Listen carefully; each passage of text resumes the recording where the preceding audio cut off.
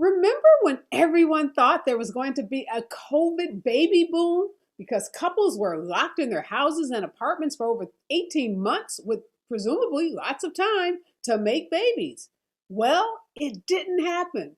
During the pandemic, we actually saw the largest decline in the number of US births since 1973. Today we're asking, why are so many kids, well, a different question, why are so many women deciding not to have children? Experts weigh in, all coming up next. Live from Los Angeles, this is the Special Report with Areva Martin.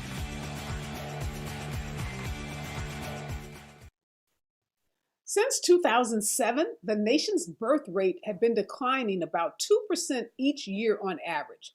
The coronavirus crisis accelerated the decline even further, with births falling by 4% in 2020. Demographics point to a number of factors driving this phenomenon, including economic insecurity, political uncertainty, shifting gender norms, and lessening of stigma around the choice to not have children.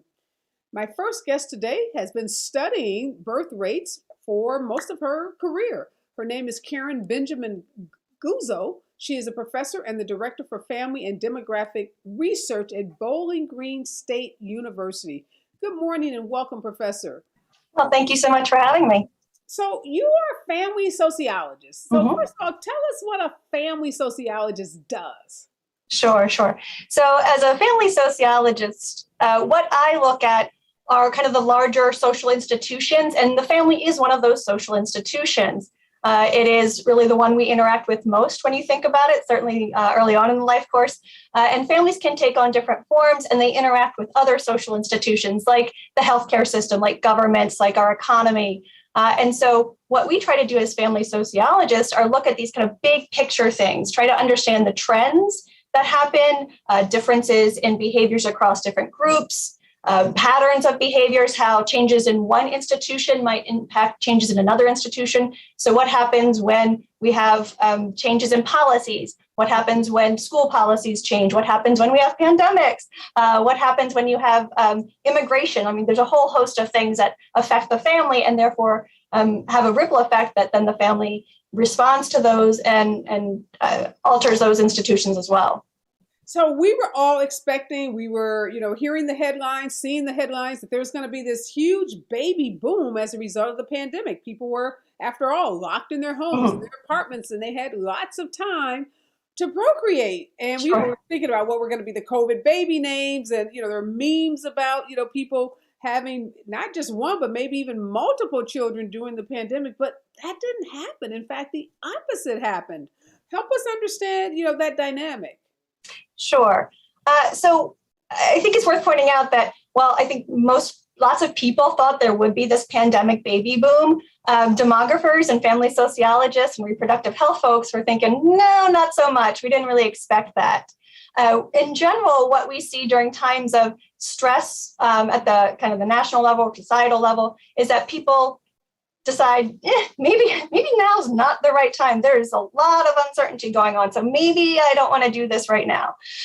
We might have thought perhaps at the beginning of the pandemic, when those first shutdowns happened, that this might be a short-term event, that we're just going to shut down for a couple of weeks. We're going to let things run through, clear itself out, and then we'd be back to normal. Maybe that would have led to some extra extracurricular activities. But the reality is, when something happens sort of this longer period of time, we think, okay, maybe something different is going on. The other thing I think is worth pointing out that while we might have expected maybe couples who are living at home together to have had more opportunities to basically make babies, there's a couple of mitigating factors there. One, if you're stuck at home with your partner and your little kids, suddenly you have a lot less time than you might think, or maybe less energy. So that opportunity doesn't always work out the way you might want it to. But the other thing is that a lot of couples nowadays are using what we call sort of more effective or consider more effective methods of contraception. So you can have all the extra sex you want, but if you're on the pill or using an IUD, you're not going to have babies out of that activity. And so what would have to happen for that extra activity to result in more babies would people have to say, yes, I definitely want to go off my contraception right now. And then the other aspect too is that people who were single, or at least not living with their partners, they weren't getting much chance to do anything. And so all those births, all that sex and those births that might have resulted, that was not happening. So we aren't really too surprised that we did not see this pandemic baby boom. Yeah, so the single people weren't able to hook up because basically people were staying in their own apartments or homes out of fear of connecting with other people. But this decline, and I understand what you're saying. You're saying in these stressful periods, sociologists like yourself don't expect to see this boom. But this decline, women deciding not to have births has been happening for the last decade. So it didn't just start, in 2020 with the pandemic. Help us understand what's been happening for the last 10 years. Yeah, so the United States has enjoyed sort of relatively high birth rates for quite some time compared to some of our peers in Europe and Southeast Asia. But really, since the Great Recession, we have seen kind of the slow, steady decline in birth rates. And even though the recession was sort of a time-limited event, really only about like 2008 recession, or what recession? Yes, the 2007, 8, 9 recession, right around there. That's when we first started to see births decline. And most of us sort of expected, all right, well, a couple of years after that, they'll rebound. That's typically what happens. We didn't see that here, even though the economy had sort of recovered. And I think in part is that when the economy recovered, different aspects of the economy recovered for different groups of people. So the stock market might have been just fine, but your average young person, and the people who would be having kids were, being saddled with student loan debt. They're facing changes in the job market. You're seeing the rise of the gig economy and consulting, where people don't have as secure a labor market attachment or opportunities to have sort of a real job with a clear trajectory. The housing market certainly bottomed out, and it was more difficult to attain housing and afford housing.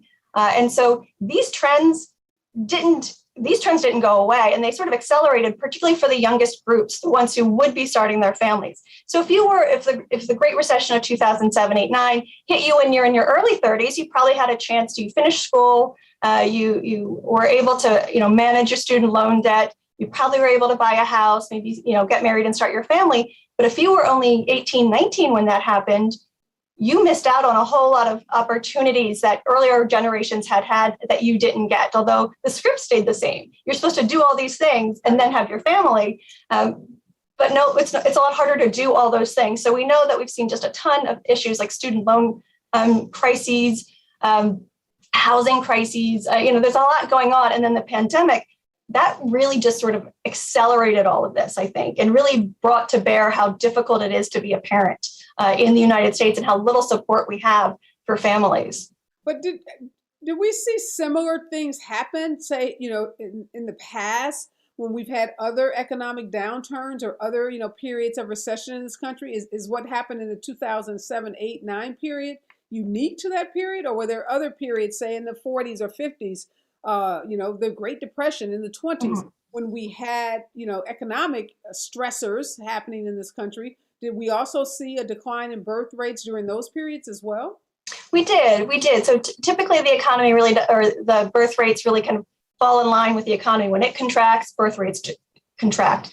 People decide that, maybe making this long-term investment right now is not something I want to do, but I'll just put this off a bit. So typically what you see during a recession or some sort of economic downturn is not people saying, no, I don't want any kids, I'm not going to have any. It's saying, not now. It's sort of pressing pause, so to speak. Right. And so then they go on and have their children maybe a couple of years later. So they still decide they're going to have 2 or 3 kids. They just push that off for a couple of years. Well, I was going to say, in periods of economic growth, does the opposite happen? So when the economy is flourishing and people are feeling good about their bank accounts, their savings accounts, stock portfolio, do we see people making a decision to have more kids during those periods?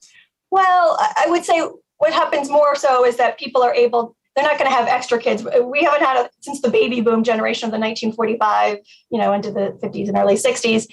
We haven't had that big generation of sort of where the economy really spurred people to have lots of children. But what typically happens is you have the downturn, people say not right now, then the economy recovers and they go ahead and have those kids that they had been planning to have. So the average ideal family size in the United States has really hovered around 2 and even creeped up to 3. So what we're seeing is that people are not able to have the kids that they want to have, or say that at least that is the ideal.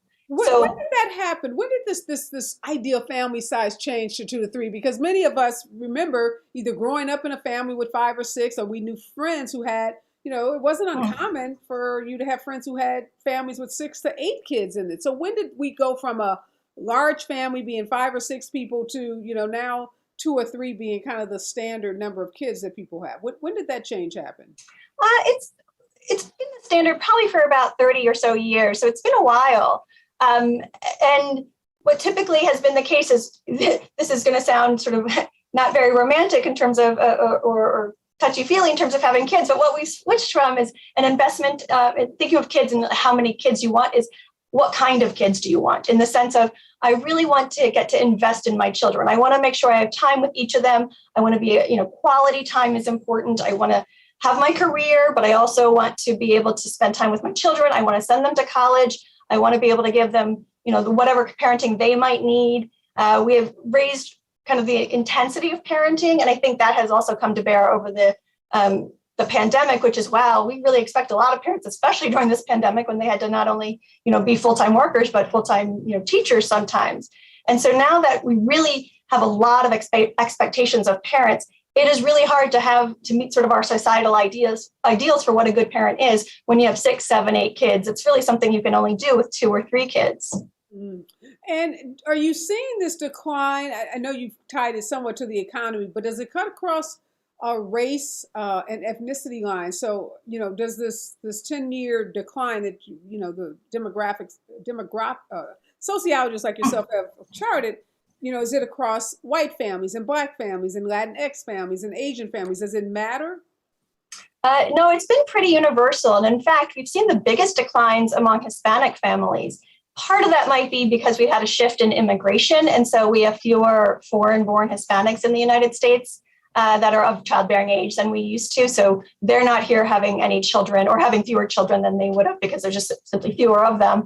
But we've seen lots of families of color, again, especially during this pandemic, but even over the past 10 years since the Great Recession, having fewer kids than they might have otherwise had, in part because, again, the economy recovered, but depends on sort of what aspects of the economy you're looking at and whether it recovered equally well for all groups. And that's simply not been the case in the United States. So for college-educated white individuals, they probably had the best recovery. And for other groups that have been more marginalized, it's been a lot tougher for them to maintain and sort of return to the status that they might have had right before that Great Recession. So with those college-educated white families that have recovered, the fastest and the most robustly from the downturn, are they making a decision now? Okay, things are going well. We've recovered. We have money in the bank. The forecast for our lives is good. Or are they saying, hey, let's have those 2 to 3 kids? Yeah, we actually are seeing a bit of a kind of a have and have-nots. That they are probably most able to fulfill their desires to have kids. And so what's sort of interesting is we ask these questions. Do people expect to have children? Sometimes it's important to also ask, if you could, though, would you? And so what we often see is that there are groups of people who say, yes, if in a perfect world, I absolutely want to be a parent, but I don't see that happening for me because of all these other issues. And so there's less of that mismatch for the most advantaged groups in our society, that they can actually fulfill their desires and follow through with that and actually have those children. So, which is not to say that college-educated individuals haven't been hit by the pandemic or faced other issues. And in fact, a lot of them feel quite stressed about the pandemic and being able to work full time and parent their children the way they would like. But they do have some of these economic advantages that allow them to sort of ride out some of the other concerns that other parents might have. What are you seeing, Professor, in terms of the age of women having kids? Because I remember, as I was starting to have my kids, there was this notion that, you had to pursue your career first and then have kids. And you saw a lot of women delaying childbirth into their latter 30s, 40s, and now even there's stories of, I think I just saw a woman who was in her 50s, her husband was in his 60s, had a baby. So are women still delaying, professional women particularly who are going to college and then going into, high pressure Mhm. careers, law, medicine, finance, are they delaying that decision? Yeah, so it is delaying for everybody. Just about everybody is pushing off their age at first birth. And of course, this is happening for men too. Men are also deciding, I also need to get all these sort of proverbial ducks in a row. So the average age at first birth in the United States, 26, 27, maybe, particularly with the past couple of years, really kind of pushing up there. So people are waiting longer. College educated women are often having their first kids in their 30s. And so people are waiting longer. There is sort of that limit of how far we can go, how far you can push this back. And so we are seeing rises. What do the sociologists say about that? Like, what is the limit? Well, we are seeing some great advances with the medical technology and assisted reproductive technologies that can help people have children in their 40s and occasionally even in their 50s, although that's still pretty rare. But socially and economically, it makes a lot of sense to delay having your kids. You'll probably be in a better place in your career. You'll have more money. You probably might have more leave saved up. There's a lot. You might be a more patient person than you would have been in your early 20s, for instance. There's a lot of reasons too. But maybe by your kind of late 30s, early 40s, if you wanted to have a really large family, that would be really difficult to do. There is sort of those age-related declines in your ability to get pregnant and to carry a pregnancy to term and have a healthy baby. But most people who are waiting to their late 30s will probably still be able to have the children that they intend to. What would be nice is if we had better coverage of fertility treatments. So what tends to be the case is that lots of people might delay, but only those who have really great insurance and have extra money can afford the costs of engaging with reproductive technologies. So again, you're seeing sort of that have and have nots of who can have those children at later ages when they still want to. So just finally, Professor, any trends that you're expecting, or are you expecting this decline that we've seen over the last 10 years to continue? Or do you expect, it to reverse itself at some point? And if so, when? That's sort of the $1 million question. We wouldn't have predicted that it would keep going this long as it is. I am hopeful that there will be a rebound. I don't think we'll actually probably get above 2 kids on average. I think we'll probably maybe get back up to the 1.7, 1.8 kids on average for women and for men. And I think that's doable, but I think we really need to address some of the problems that we have. People need to feel secure in their future. So a lot of this is about not feeling certain about where the future will take you. We don't have a ton of evidence that people are completely saying, no more kids, I don't want to ever have kids. Young people still are optimistic about having families and expect to have kids. And so what we need to do is figure out what it is they say they need. They don't want to be crushed by student loan debt. They want to be able to afford to find an affordable place to live. They want healthcare. They want really reasonable things that I think we owe them as a society if we are worried about people not having enough kids or about the United States not having enough children. I get that, but I'm thinking about the families who, had kids and they didn't have, the best health care. They didn't have all these wonderful protections from the government in terms of paid, family leave and medical leave. And, parents just had kids. So I don't know, is this like snowflake millennials? No, it isn't. But I understand why people think that. I think most people are aware of the fact that every generation over the past since the 1970s or so, generations are not doing better than their parents. We have traditionally always had a case where every generation does better than its parents' generation. That is not the case anymore. And I think young people know this. Mm-hmm. I think, the cost of education in the 1970s, 80s, 90s was so much lower, even accounting for inflation and cost changes. It's so much more expensive now than it used to be. You used to be able to buy a house much more cheaply than you could now.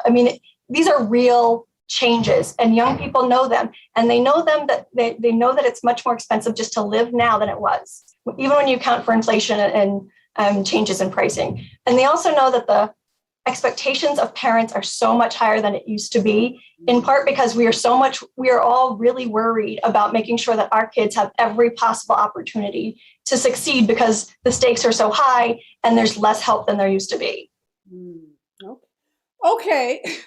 Okay. I'm thinking about my mother and grandmother who they just had kids. But I get what you're saying. Yes, a lot different time, lots of pressure on parents to be definitely more involved. And to do more than, parents did 20, 30, 40 years ago. But thank you for your insights. A really interesting trend. And we're looking to see, if as the economy continues to rebound, if we see some increases in some of these statistics. But again, thank you so much for joining me, Professor.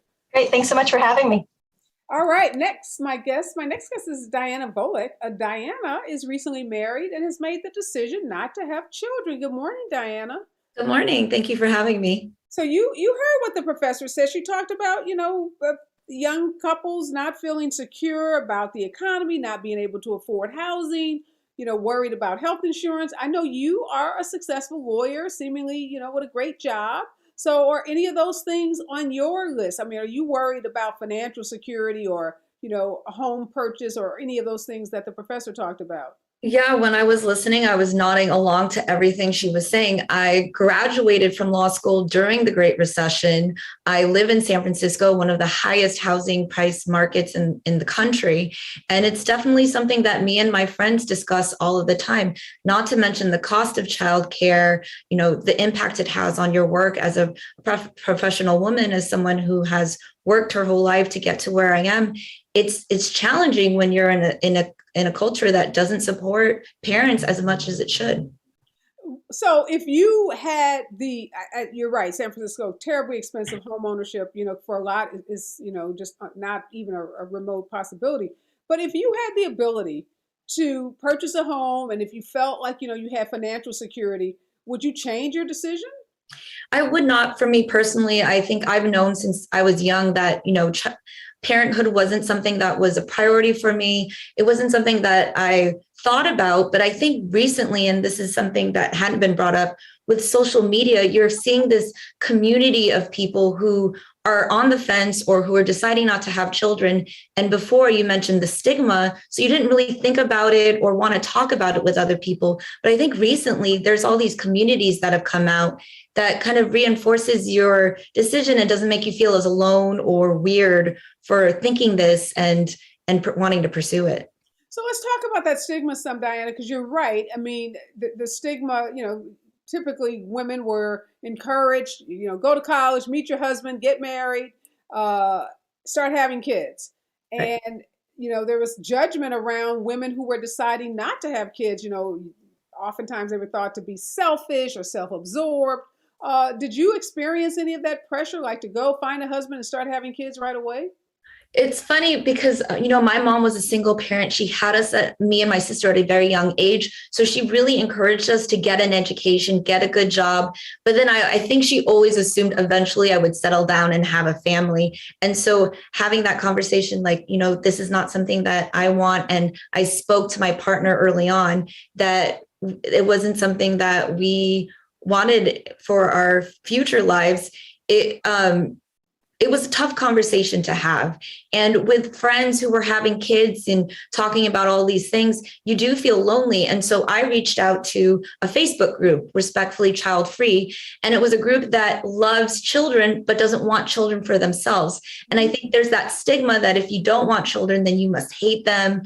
But no, I love my friends' children. I love them in my life. It's just not something I wanted for myself personally. Did you know that your husband at the time, when you were dating, that he had come to the same decision, or did he come to the decision about not having children as a result of you expressing that you didn't want to have children? That was something very important to me. So it was a couple of years into dating. I had just come back from a trip with some friends and they had all been discussing, having children and the difficulties going around it. And I had a conversation with him and he said, well, it's lucky we're not going to be in that position.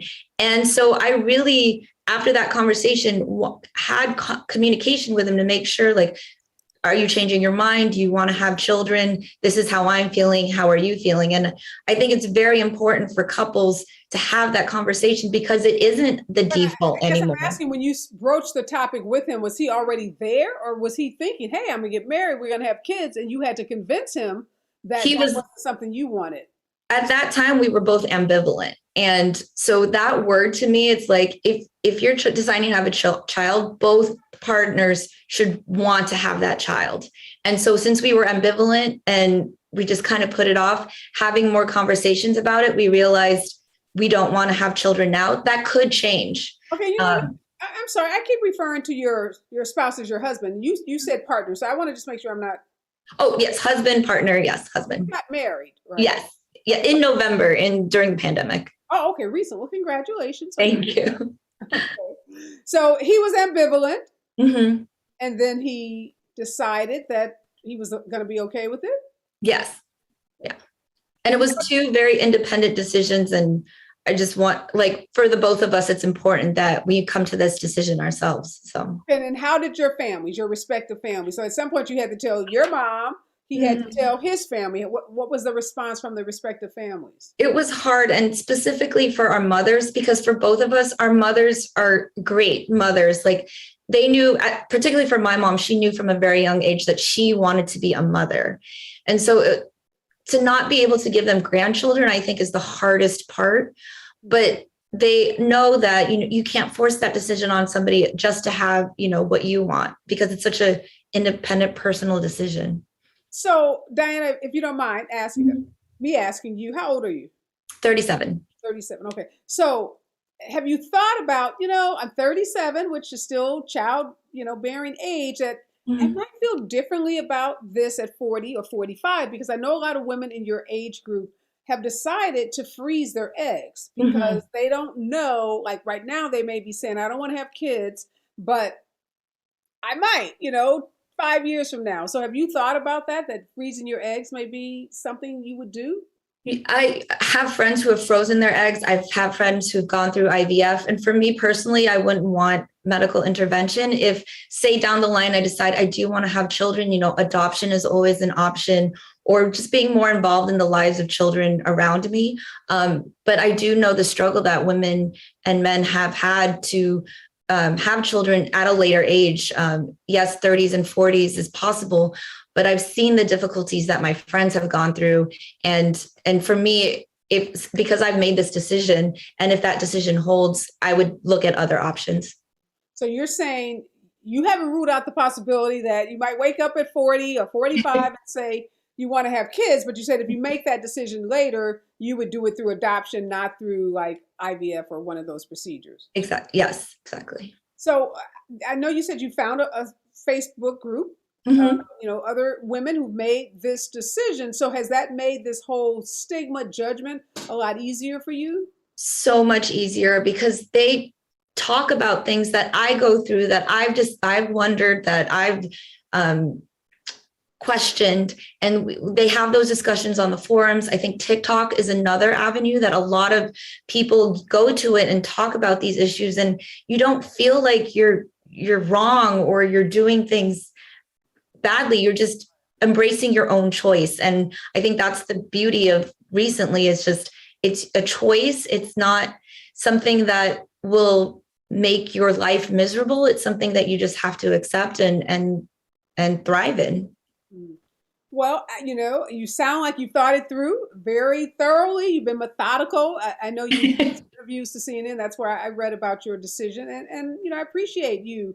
And I'm sure lots of women who've made the decision that you've made are happy to see someone speaking out and representing that voice, because you're right. Oftentimes, the notion is, particularly someone like you, you're a lawyer, you have a good job. So a lot of people would say, well, what's the problem? You have money, you can move to a different city that doesn't have such a high cost of living. So I think a lot of people have a hard time acknowledging that someone who's quote unquote made it, making that decision not to have kids. But hey, I respect your decision, and I hope that others will as well.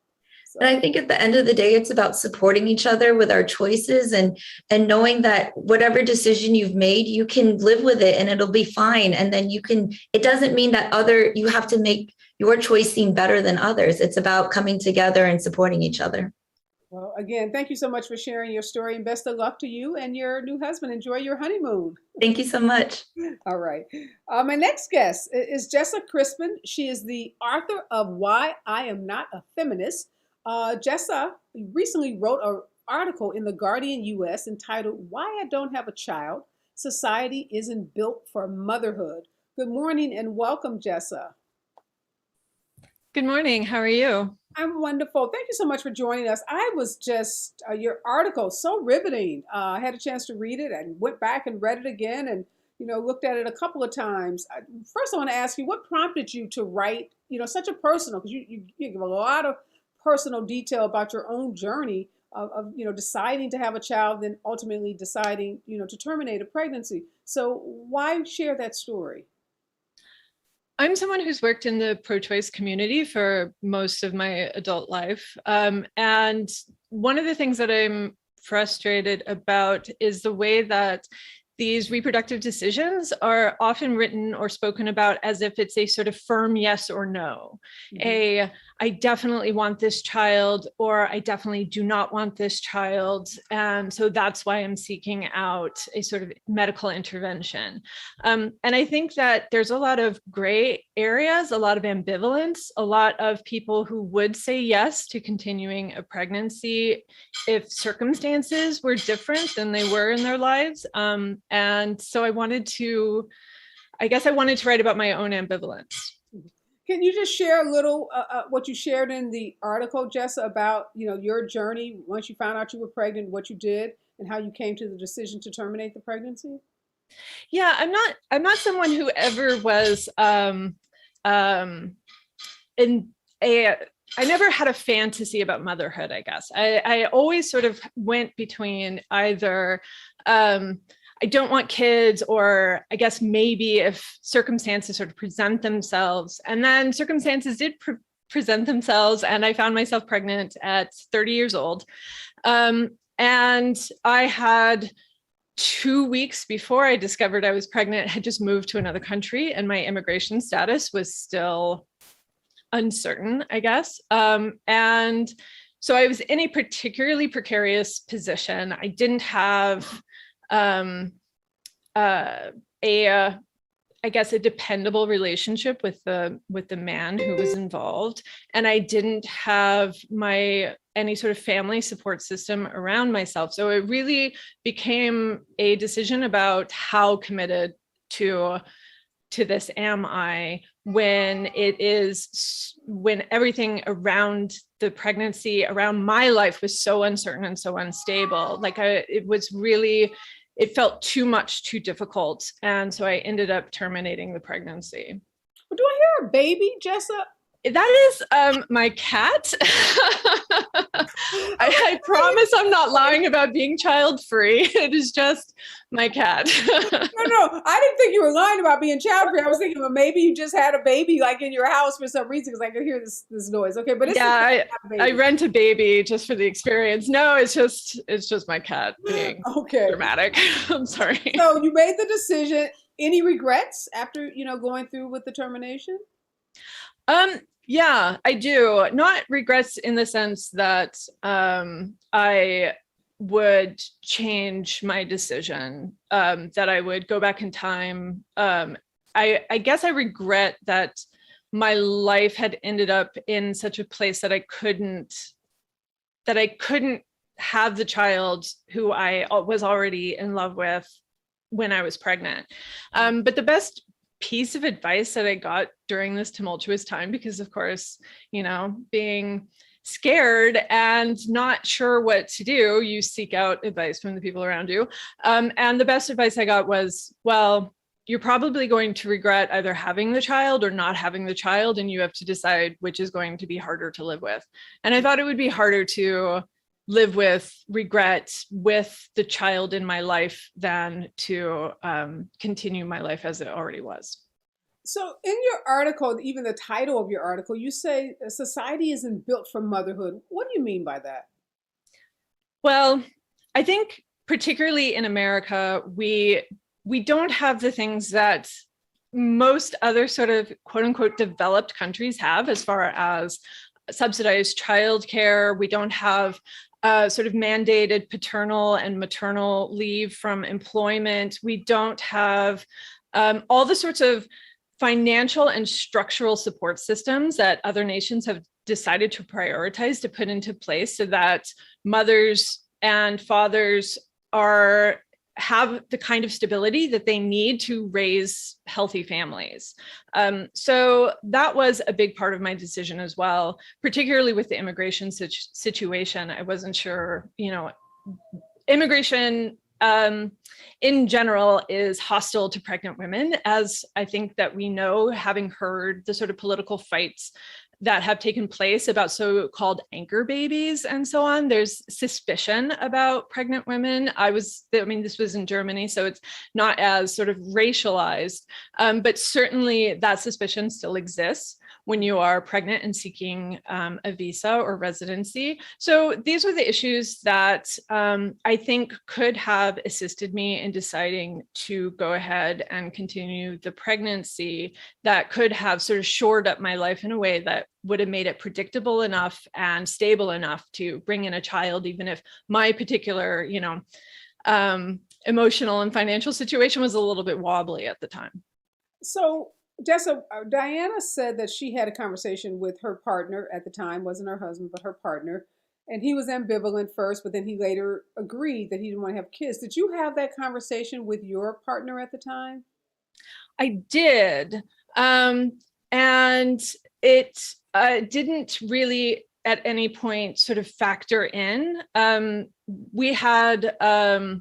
We continued a relationship for 5 years after this incident, but he wasn't in a place where he could provide any stability. He traveled a lot for work.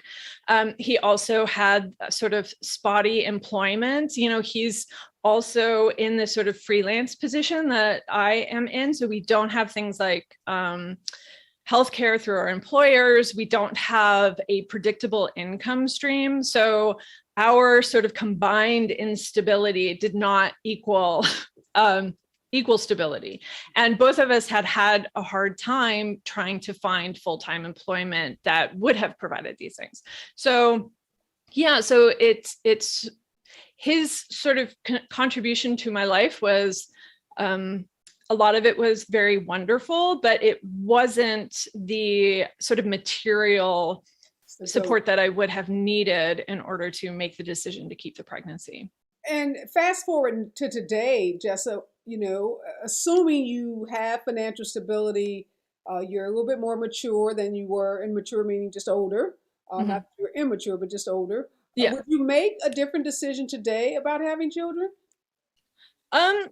I don't know, because I'm married now and my partner is also not very interested in having children. I think we both come from tumultuous families. And so again, like, it's just one of those things where neither one of us feels very strongly. I think if there was another accidental pregnancy, it would be a much different conversation, because we do have financial stability, we have health insurance finally, and so that part of the conversation would be very different, and the decision then would be just based on, well, do we love this child, do we love the idea of the child, rather than what happens if I get sick, what happens if pregnancy is very hard on the women in my family. It tends to be a lot of bed rest, a lot of difficulty in continuing to work full time.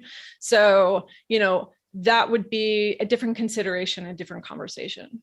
But it's not something you're actively planning, because you said if you accidentally got pregnant, so you're not going to go off contraception or, start taking your temperature and, finding out when you're ovulating and all those things to make sure you get pregnant. No, like I said, we're both pretty about it, and we're both pretty passionate about the work that we do.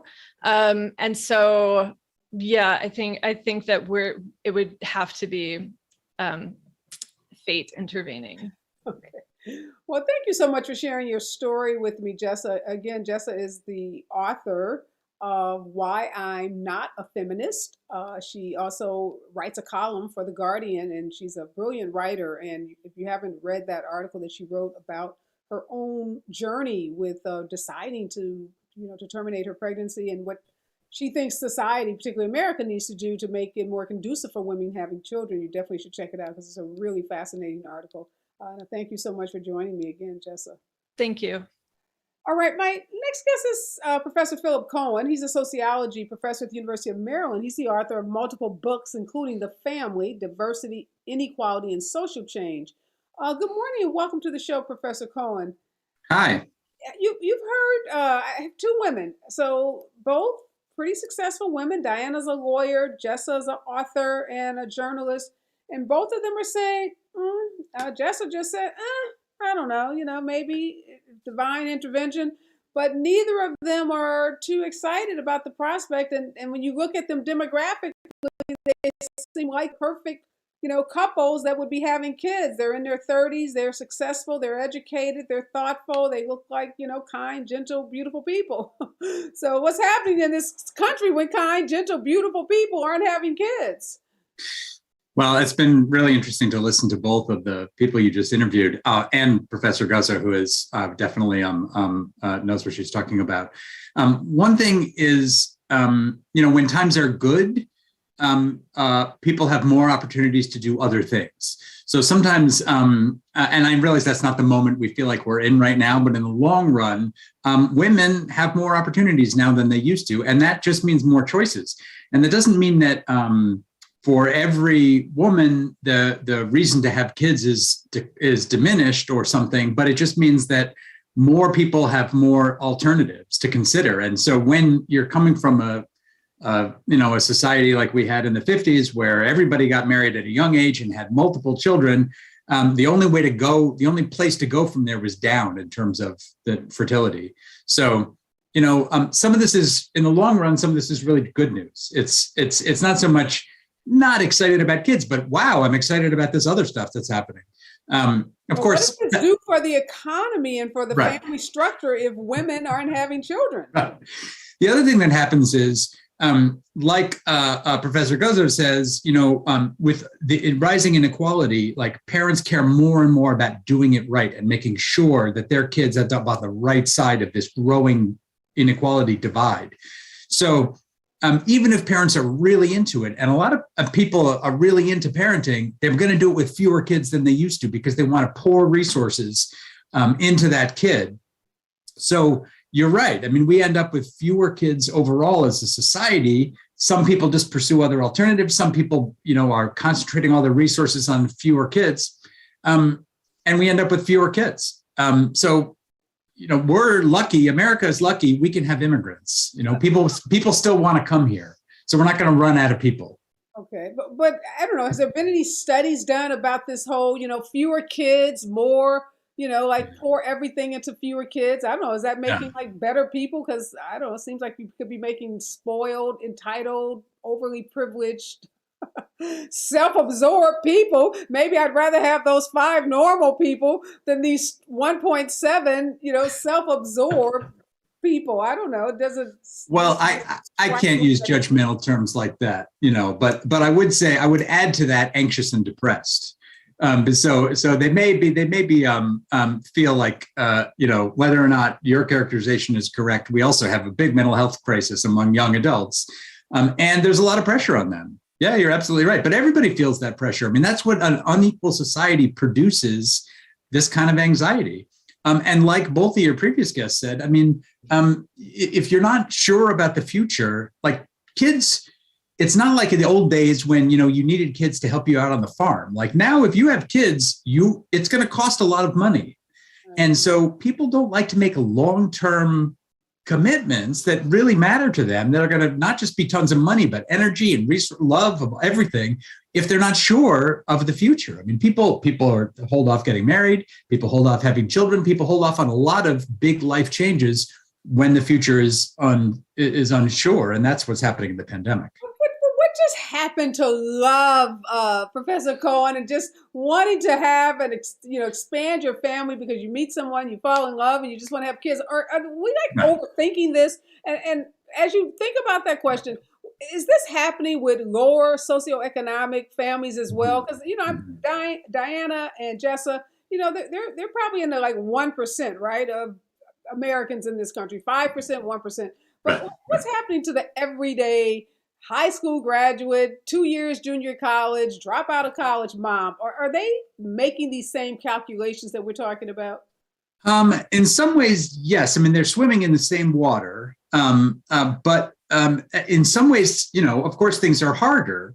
And we feel the same pressures as far as the future. Now, there certainly is, like, you're right. I mean, kids are all about the plus side, kids and family is all about love and happiness and togetherness, and you can make something yourself that, that doesn't actually cost that much money, right? Like compared to a lot of other things, you can make a child and love that child and give that child like everything that matters the most, right? And so, and that's a tremendous source of happiness and solace for people who don't control their lives in every other way, right? Who don't have every career opportunity and don't have, other things that they dreamed of.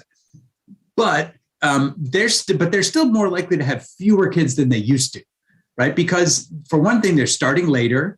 So people, even people who are not graduating from four-year college are going to some other kind of school, and that's taking a couple of years, and they're waiting to partner up permanently till later on in life.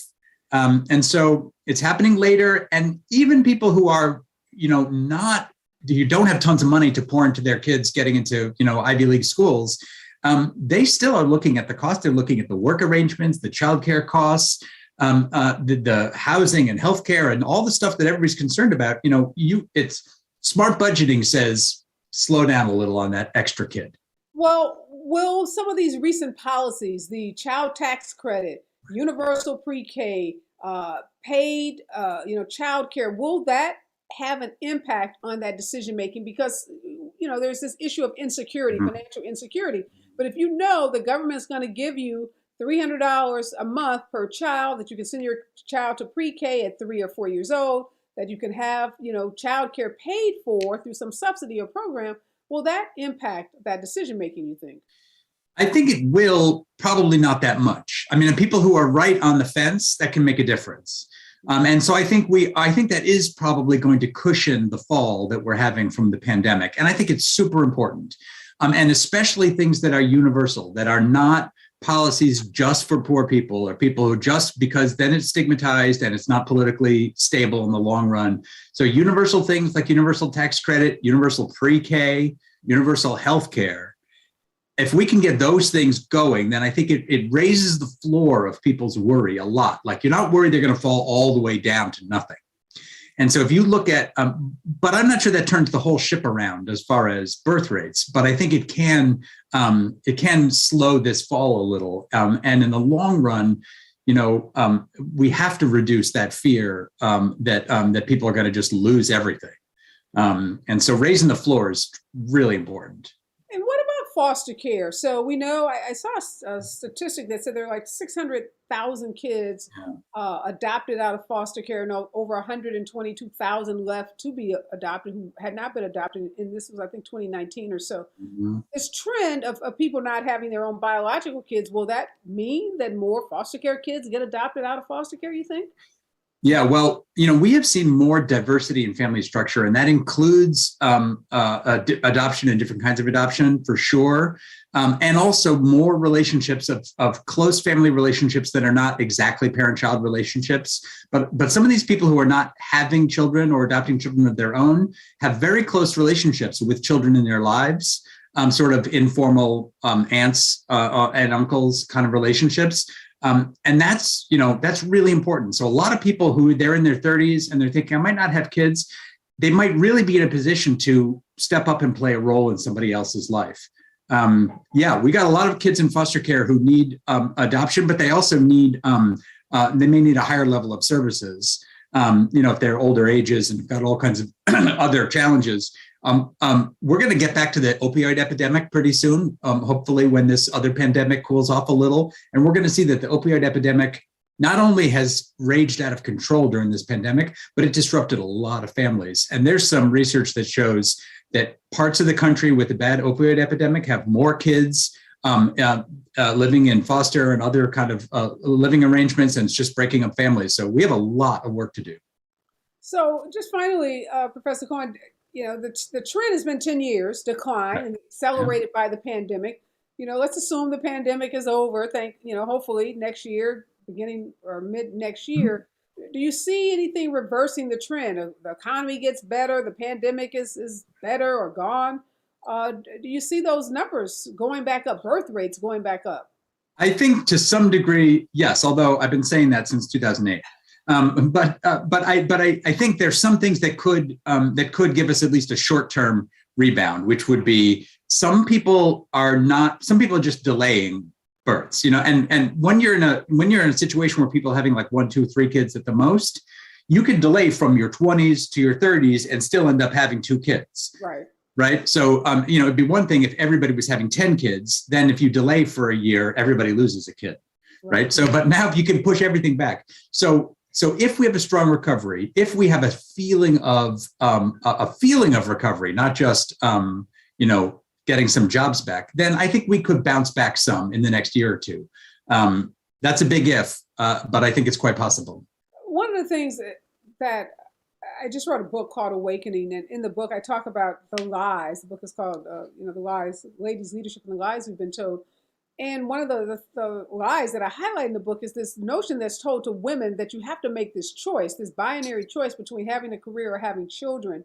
And I still think that is really prevalent in a lot of communities and a lot of places, job places, spaces in this country. How do we, undercut, or how do we debunk that myth in a way? Because I still think there are a lot of folks who are not having children because they still feel like it's an impediment to their career growth. Well, part of that is our attitude toward work. I mean, we still have the highly successful worker is still the person who is putting in way more hours, extra commitment, always available, always on call. That's our definition of work success. So we got to shorten the work week, basically. We have to increase men's contribution, and we got to make that more acceptable and in the workplace. So instead of it being like kind of, oh, look, it's kind of cute. Look how nice you are, Dad. You're taking an afternoon off for your kid. It's got to be just accepted, expected.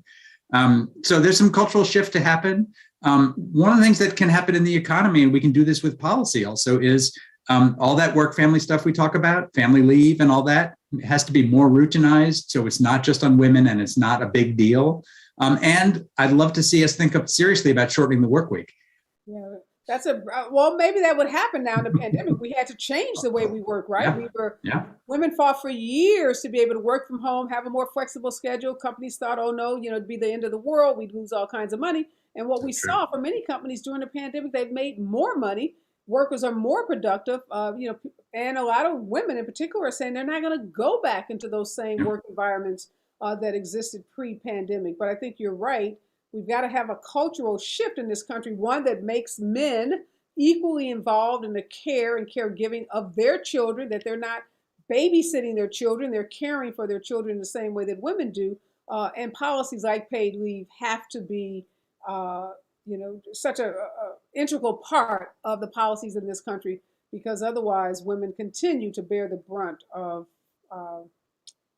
child rearing, and it's not fair to women, it's not fair to the children, it's not fair to the family or the society. And I guess you're singing my tune. This is good. Mayor Pete, Transportation Secretary Pete, who took time off to be with I guess they had twins, him and his partner, and he was mocked. He was ridiculed for doing that which women do all the time. Basic parenting. Surprised by that?